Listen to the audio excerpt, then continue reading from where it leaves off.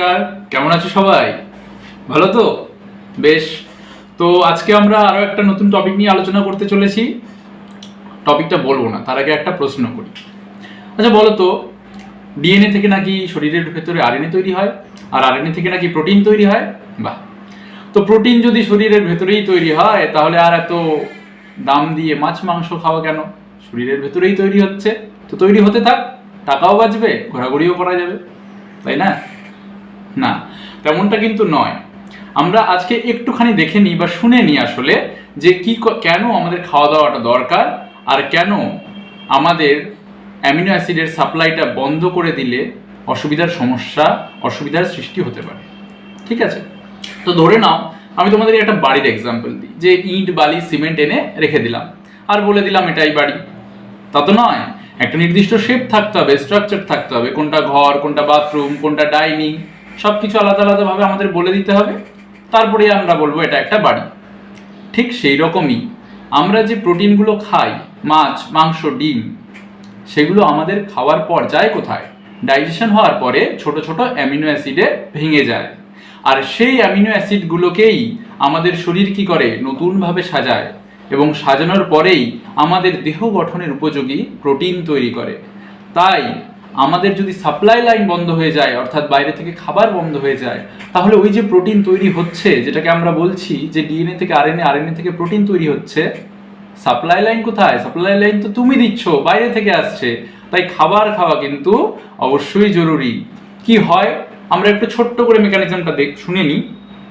প্রথমে আমরা খাবার খেলাম, প্রোটিন নিয়ে বলছি আমি, তাহলে প্রোটিনগুলো ছোট ছোট টুকরোতে ভেঙে গেল, সেটাকে আমরা বলছি অ্যামিনো অ্যাসিড। অ্যামিনো অ্যাসিডগুলো কি হলো? রক্তের মধ্যে দিয়ে আমাদের প্রত্যেকটা সেলে পৌঁছে গেল, সেলের ভেতরে অ্যামিনো অ্যাসিডগুলো ঘুরে বেড়াচ্ছে। তো এখনই বললাম যে ইট বালি সিমেন্ট নিয়ে আসলেই হলো না, এখানে আমাদের অ্যামিনো অ্যাসিডগুলো কিন্তু সেই ইট বালি সিমেন্ট, সেগুলোকে আমাদের সাজাতে হবে। তো বাড়িতে তুমি যদি থাকো আর মিস্ত্রি যদি কাজ করে, তো বসে বসে ইনস্ট্রাকশন দেবে, বা তোমার থেকে বড় যদি কেউ থাকে, বাবা মা, তারা ইনস্ট্রাকশন দেবেন। সেলের বাবা মা বা ইনস্ট্রাকশন দেওয়ার লোক কে? ডিএনএ। ডিএনএ বসে আছে একটা কোষের নিউক্লিয়াসের ভেতর। নিউক্লিয়াস ইনফরমেশন পাঠিয়ে দিল আরএনএ কে, আরএনএ তারপরে গেল নিউক্লিয়াসের বাইরে। নিউক্লিয়াসের বাইরে গিয়ে আরএনএ অ্যামিনো অ্যাসিডকে খুঁজে বেড়াচ্ছে। কোন আরএনএ? টিআরএনএ। টিআরএনএ অ্যামিনো অ্যাসিডকে খুঁজে বেড়াচ্ছে, আর এদিকে আরআরএনএ রাইবোজোম তৈরিতে সাহায্য করছে।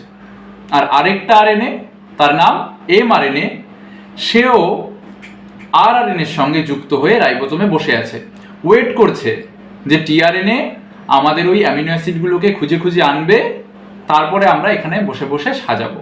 আর সাজানোর পরে কি তৈরি হয়ে যাবে? প্রোটিন। আর সেই প্রোটিনগুলোই কি হবে পরবর্তীকালে? আমাদের দেহের বিভিন্ন অঙ্গের জন্য যে জরুরি, সেই প্রোটিনগুলোকে আমরা আরএনএর সহায়তায় বা ডিএনএর সহায়তায়, ইনস্ট্রাকশনের সহায়তায় বিভিন্ন জায়গায় পাঠিয়ে দেবো। ব্যাস।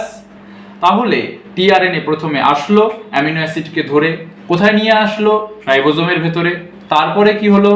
এমআরএনএর কোডন আর টিআরএনএর অ্যান্টিকোডন পরস্পরের সঙ্গে যুক্ত হয়ে গেল, আর টিআরএনএর মাথার উপরেই অ্যামিনো অ্যাসিডগুলো পরপর পরপর সজ্জিত হয়ে গেল।